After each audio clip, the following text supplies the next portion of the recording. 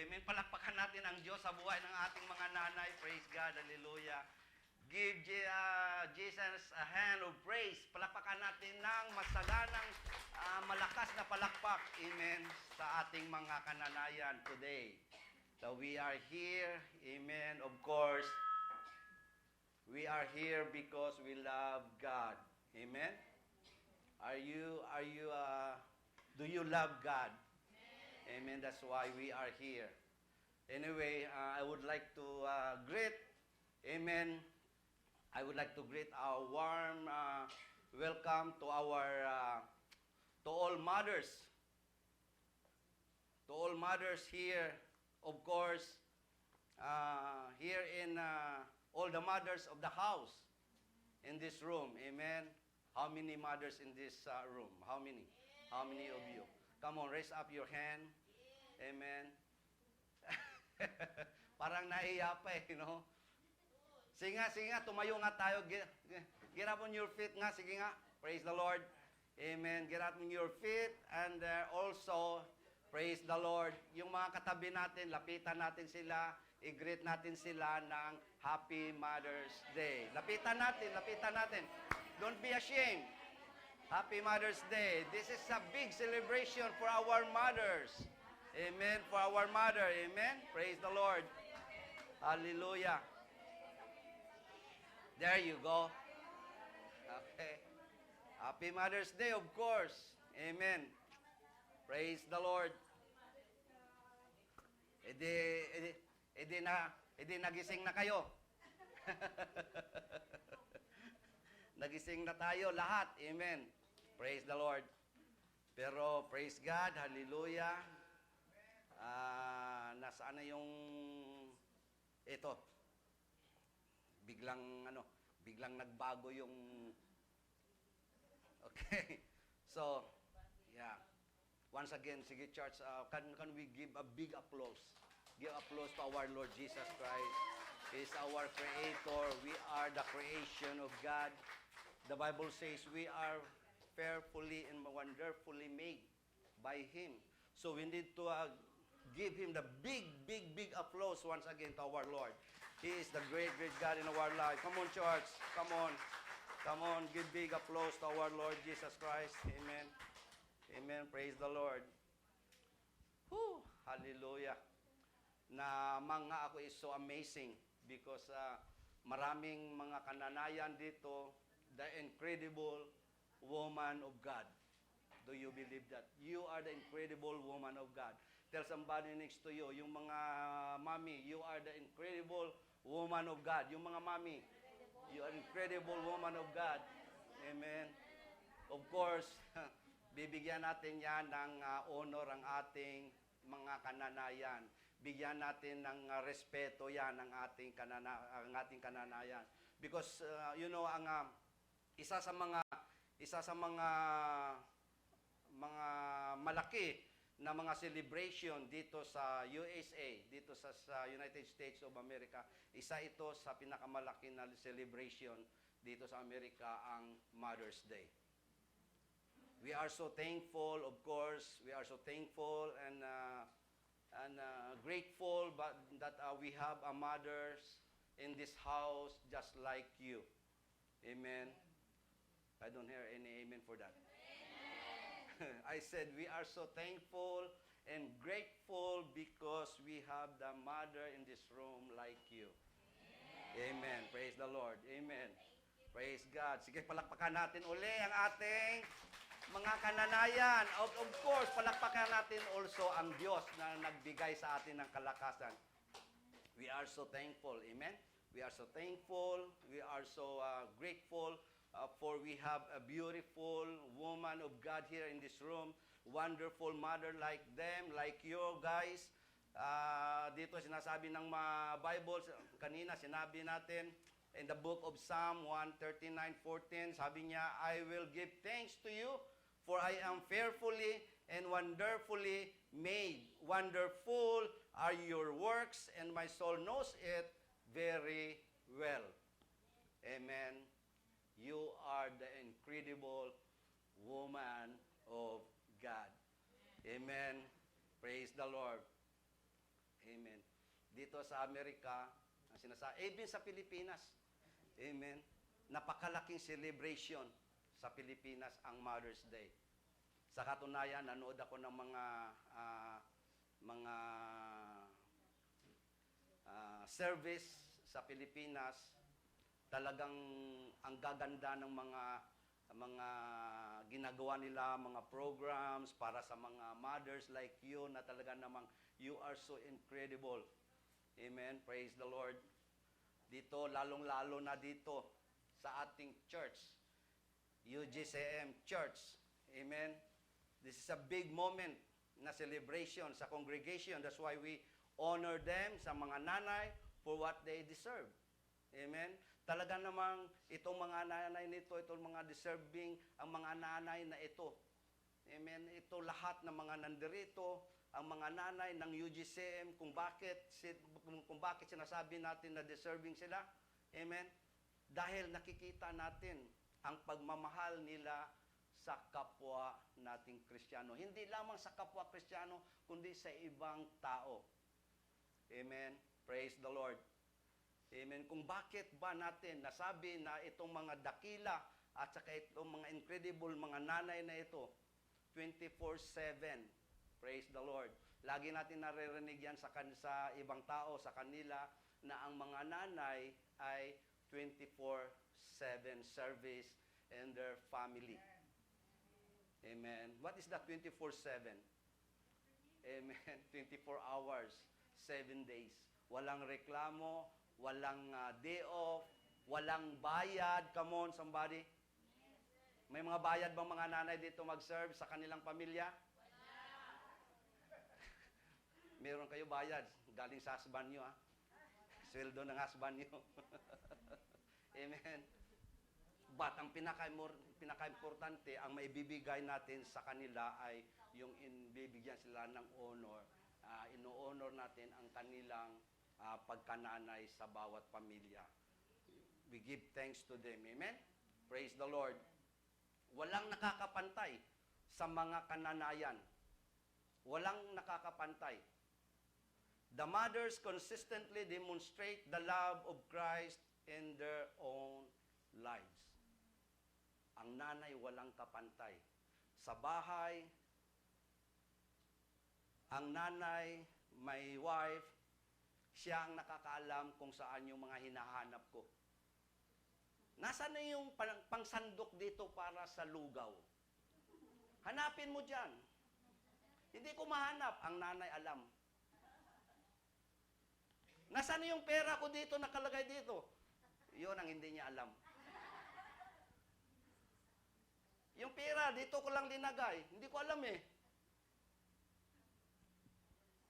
Pero ang alam ko, yung asawa ko, hindi nanghihingi yan ng pera sa akin dahil wala akong ibibigay. Hindi nanghihingi yan ng pera sa akin dahil kusa lang kumukuha. Amen. But praise God talaga sa mga buhay ng mga kananayan natin. Praise the Lord. Amen. God demonstrate, itong sinasabi rito, katulad ng pagmamahal or pag-ibig ng Diyos na pinakita sa atin na hanggang kamatayan sa cross na sinasabi rito sa Biblia, the Bible says, God demonstrate His love toward us and that while we were yet sinners, Christ died for us. Amen. Sabi ng Ephesians 6. Do you have your Bible with you? Sabi ng Ephesians 6, anong verses ito? Honor your father and mother. Ephesians 6, verses 2 and 3. Ephesians 6, verses 2 and 3, sabi niya rito, honor your father and mother, which is the first commandment with a promise, so that it may be well with you and that you may live long on the earth. Amen. Ephesians 6, chapter 2 and 3. Chapter 2 and 3. Verses 2 and 3. Ephesians chapter 6, verses 2 and 3. Honor your father and mother, which is the first commandment with a promise, so that it may be well with you and that you may live long on the earth. Amen. Kailangan makinig tayo rito. Kailangan we need to listen this yung scripture na ito. Listen to this, mga kapatid. This is, alam natin na ito ang commandment na ito, this is the top 10 commandments in the Bible. Nasa top 10 ito, commandments ng Bible. Itong honor your father and mother. Amen. Top 10 commandments ito, the Bible says, is to honor your mother or honor your parents, so that it may be well with you and that you may live long on the earth.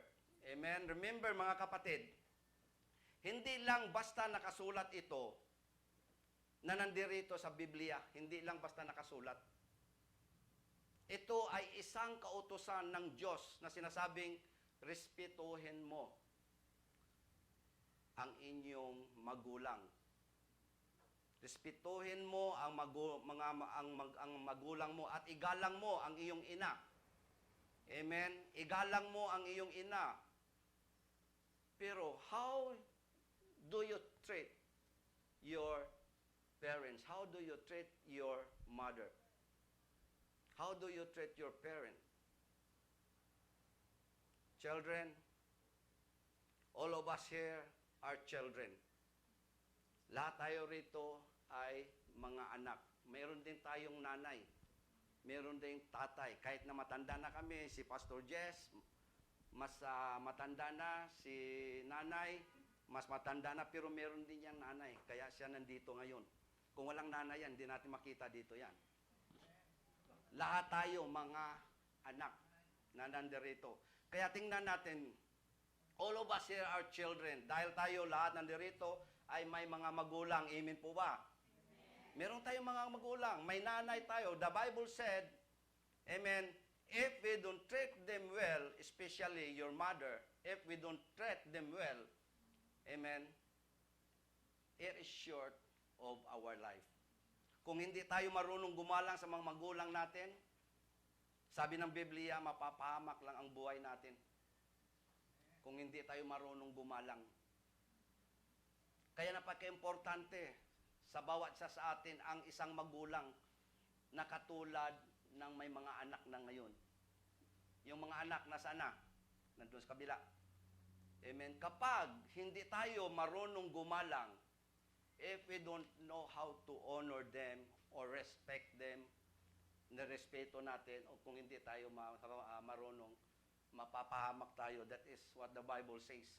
Mapapahamak tayo.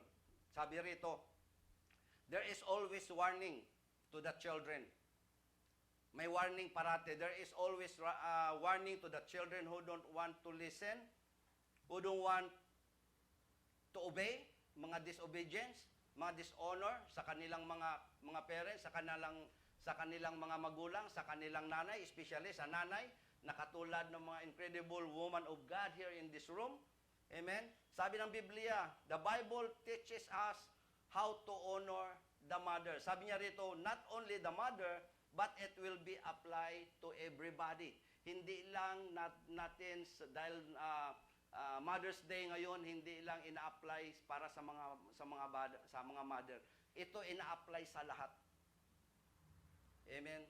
Sabi niya rito, we need to honor your father and your mother. Obey your parents, the Bible says. Amen. Sabi niya rito, when you honor, how you honor your mother, how you honor your parents. We need to honor them in our love. With love. Amen. The Bible said, when you honor your mother, love your mother unconditionally. That is what the Bible says. Walang kondisyon ang pagmamahal katulad ng pagmamahal ng Diyos sa atin. Unconditional love. Ganon din dapat ang pagmamahal natin sa ating mga nanay, sa ating mga parents. Dahil tayo mismo, God give us love, unconditional love. Amen. Father, nasaan yung mga father dito? Yung nasa labas. Father, children, makinig tayo. Listen to this. No matter what the way that we need to honor our mother, father and children, the way to honor your mother is to love her unconditionally. Even in difficult times, even in the hard times, we need to love them unconditionally. Walang kapalit. Ang mga mother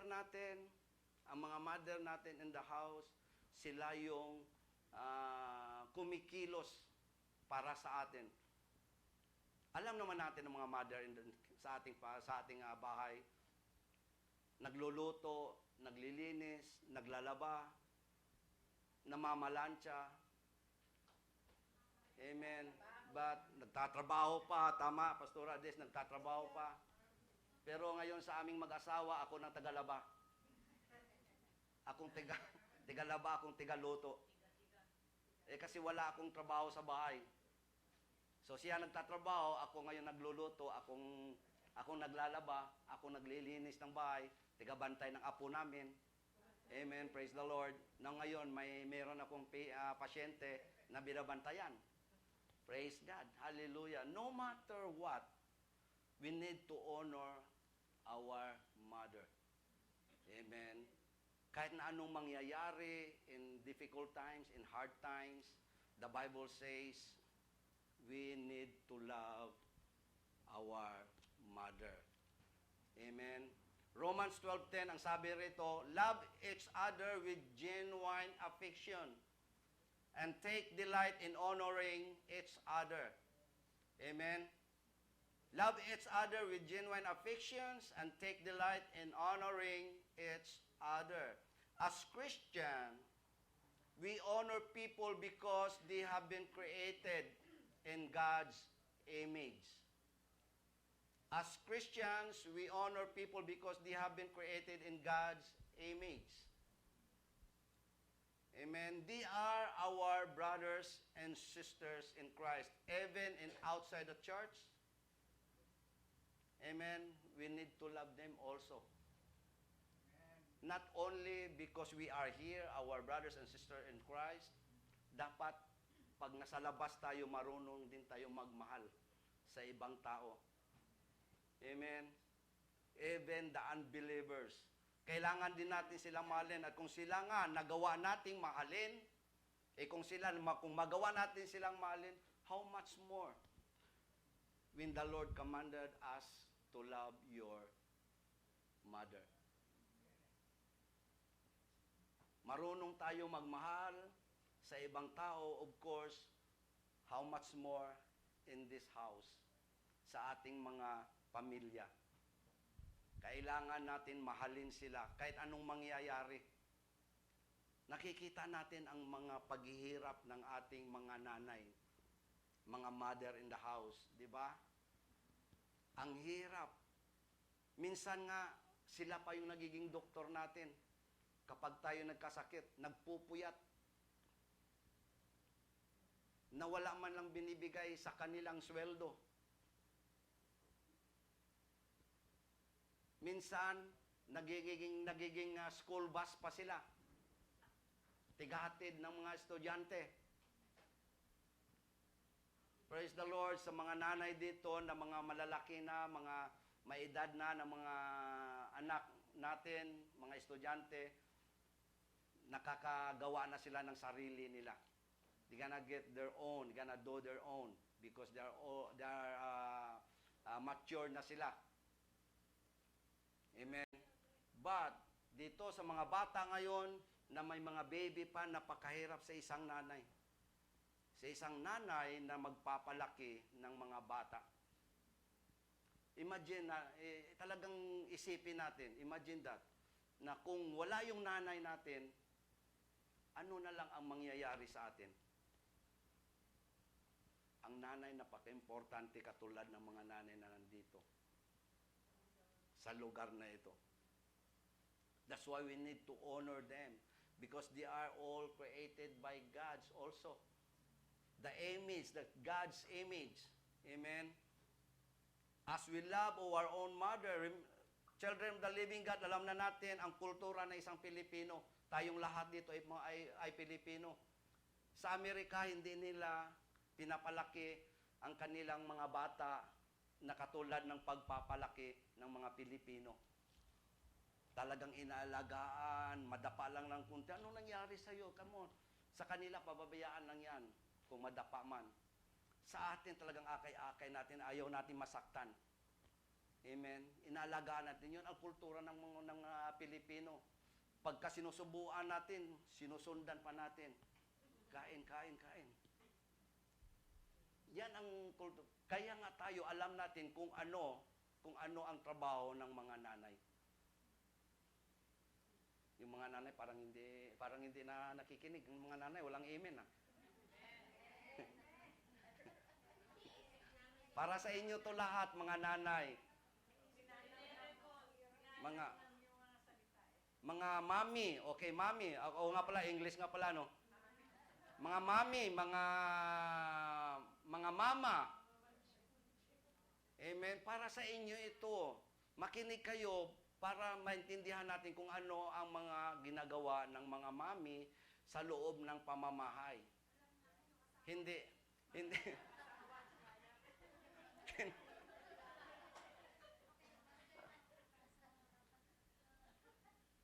Siguro nga, dahil Mother's Day ngayon, siguro wala akong nakita rito mga father, nasa labas. Natatakot yatang marinig kung ano ang sasabihin ng mga mami sa kanila. Nasaan yung mga husband? Amen. Amen. Ang hirap ng isang mami na magpalaki ng kanilang mga anak. Inalagaan, pinalaki nila, tinuturuan. Amen. Magandang asal. Ang nagtuturo dyan, isang dakilang ina na katulad na sa inyo. Merong isang ina na sa magandang tahanan. Sabi rito, sa mga parati kong naririnig, sabi niya, home is the first school and first church in young ones. Lagi kong naririnig, galing sa bahay. Home is the first school and first church for young ones. Ang mga babae, ang mga mami talaga na manggagaling, talaga sila talaga ang unang nagtuturo sa kanilang mga anak. Sila nagtuturo. First school and first church for young ones. Home is a family. Amen? Home is a family. Dito sila nagsisimula sa isang olerang ina. Tama ba yun, olerang ina? Doon nagsisimula sa isang olerang ina, ang isang malusog na pamilya. Pagka mayroong isang olerang ina sa isang pamilya, ang pamilya natin ay magiging malusog. Amen? Dahil sa ating olerang ina na kasama natin sa bahay. Sinasabi rito, sila rin ay nagtuturo. They always there to teach us how to live by living out of her own dreams. A mother who teaches us how to trust by always being there. Sabi rito sa nabasa ko kanina. A mother teaches us how to love simply by being who she is. So, as a children of God, just like us, we need to respect. Give them honor sa ating mga nanay. Give them honor and appreciate the mothers who consistently demonstrate the love of Christ in their own lives. Because ang pagmamahal na nandirito sa kanila, na nandyan sa kanila, ito ay ang pagmamahal na nanggagaling sa ating Panginoong Hesus. Amen. Yung pagmamahal na manggagaling lamang sa kanila, ito ay mararan out kung wala Kristo, kung walang Kristo sa buhay, sa kanilang buhay. Kaya ang pagmamahal nila ay hindi nararan out, hindi na naubos, hindi na runs dry. Amen. Because the love that comes from the Lord na ibinigay sa mga nanay natin. Kaya dakila ang mga nanay. Amen. The incredible woman of God. Amen. So, as a children, respect. Kailangan lang natin bigyan ng respeto, bigyan natin ng honor. Kailangan natin i-appreciate ang ating mga nanay. Dahil sa kanila ay tayo nabubuhay. Amen. Gusto ko lang, hindi ko na patatagalin ito kasi hindi naman nag-encourage lang ako sa inyo, sa mga kananayan, because today is Mother's Day, so hindi ko na patatagalin. Amen. Iwanan ko sa lahat ng mga mother dito sa UGCM. Amen. Ito yung sinasabi ng Bible. The Bible said, for a man looks at the outward appearance. Amen. Tayong mga tao, nakikita lang natin yung outside appearance ng mga nanay. But sabi ng Biblia, for a man looks at the outward appearance, but the Lord looks at the heart. Amen. Tayo, mahilig lang tayo, nakikita natin ang outward appearance ng mga tao, ng mga nanay. Pero hindi natin nakikita kung anong mga puso ng mga kananayan. Kung anong meron silang puso, kung paano sila naghirap sa isang pamilya, sa isang pagbuntis, sa pagsilang ng isang sanggol. Amen. So, again, gusto ko lang mabasa uli itong, alam natin ito, ang Proverbs. Proverbs 31. Amen. Alam natin ito. Minsan sinasabi natin, yung mga Bible na parati natin naririnig, sinasabi natin na, parati na lang yan, pinipreach, parati na lang yan, sinasabi sa preaching, gasgas na yung verses na yan. Pero tandaan natin, kapatid, itong verses na to, kailangan natin ulit-ulitin. Dito tayo matututo in the books of Proverbs 31. Mahaba ito from verses 1 to 31, but bibigyan ko lang kayo ng dalawang verses. Amen. Ang sabi rito, 31, charm is deceitful and beauty is vain. But a woman who fears the Lord, she shall be praised. Amen. Again, charm is deceitful and beauty is vain. But a woman who fears the Lord, she shall be praised.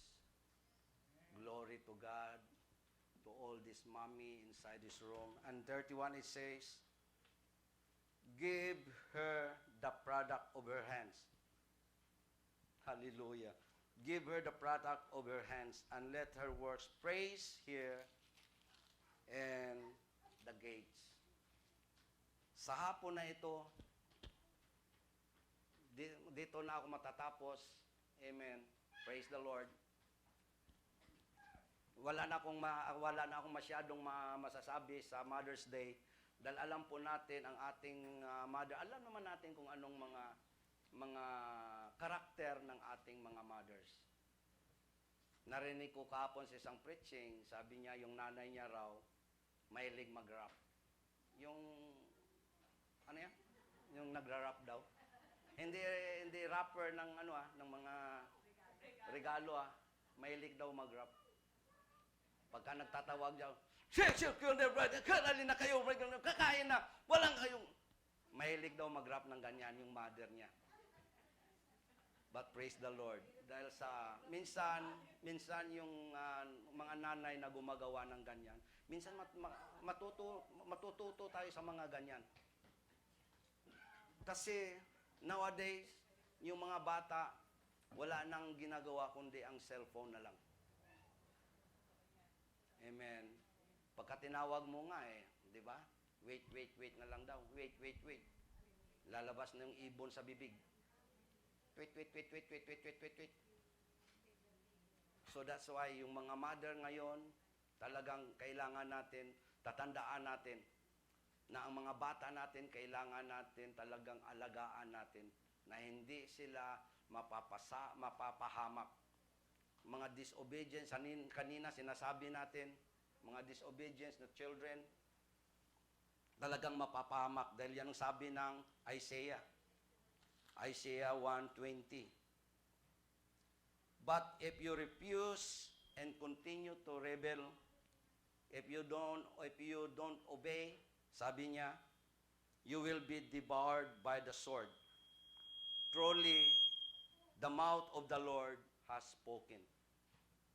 Ito yung sinasabi ng Panginoon. Hindi nagsisinungaling ang Panginoon. Nag-warning siya sa mga kananayan, sa atin lahat, mga parents. Not only sa mga nanay, also the father, yung mga parents. Kaya wag natin pababayaan yung children natin na magiging disobedient sa atin. Amen? Praise the Lord. Again, sa ating lahat na nandirito, binabati uli natin ang ating kananayan, our mother, amen, woman of God ng UGCM. Happy Mother's Day. Amen. Happy Mother's Day. To all the godly woman of UGCM, you deserve the honor and respect. Amen. Praise the Lord. Hallelujah. Let us stand. Hallelujah. Let us stand. We close in prayer. Father, once again, thank you for today as we celebrate today the woman of God, this Mother's Day. Oh God, we lift up to you, Lord. Continue, Lord, to guard the heart of our mothers in this house. Panginoon, maraming salamat sa kanilang buhay na, Lord, patuloy na, Lord, na ibigay niyo sa kanila ang tamang pag-alaga ng kanilang pamilya, O Lord. Maraming salamat, Lord, sa buhay ng mga mothers ng UGCM. Panginoon, ikaw lamang po ang magbibigay sa kanila ng kalakasan, even sa kanilang buhay, Lord, na sila, Lord, ikaw ang mag-continue, Panginoon, to supply their needs according to your riches and glory in Christ Jesus. Maraming salamat, Panginoon, sa araw na ito. Your word, Panginoon, na ilagay sa bawat puso ng mga nanay, even sa amin lahat na nandirito. Panginoon, maraming salamat sa lahat sa inyong presensya na sinamahan niyo kami sa araw na ito, sa hapon na ito. To you be the glory, honor, and thanksgiving in Jesus' name. Amen, amen, amen.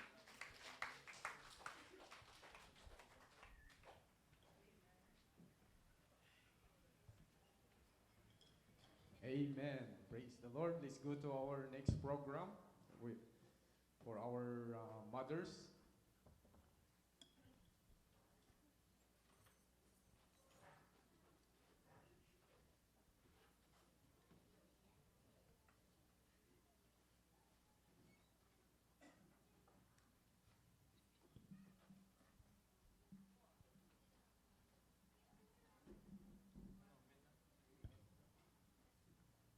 Mothers, just sit back and the men prepare something. So may I call all the men? All the men? Men of God? Come on. Kasama kayo lahat. Walang exempted.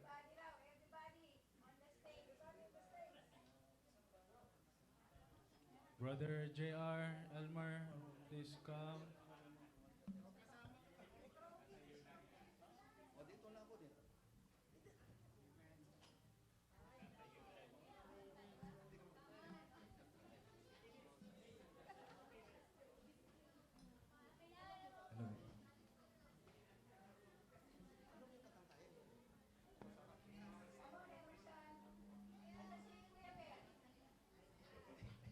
Calling all incredible men. Amen. God.